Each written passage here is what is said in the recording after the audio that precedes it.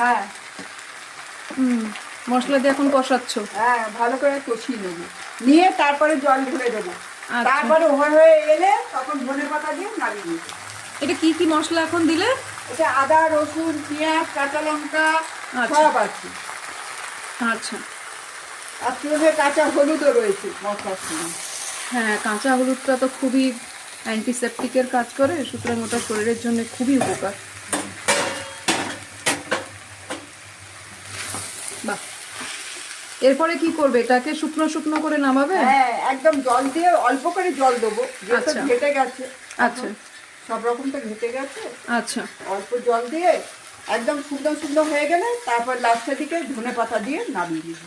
বাহ, ভালো করে। এই রান্নাটার নাম কি দিয়েছো?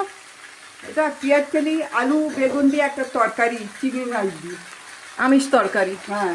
এটা তো মনে হয় তোমার নিজেরই মানে তৈরি করা রেসিপি, তোমারই রেসিপি। হ্যাঁ ঠিক, কারণ এটা তোমাকে আমি করতে দেখেছি, কিন্তু কোনো সেরকম ভাবে কাউকে তো দেখিনি আজ অব্দি। তোমার নিজের এটা ইনভেনশন। দেখো সবাই, এটা আমার মায়ের নিজের তৈরি করা একটা রেসিপি। জানিও তোমরা কেমন লাগছে দেখতে।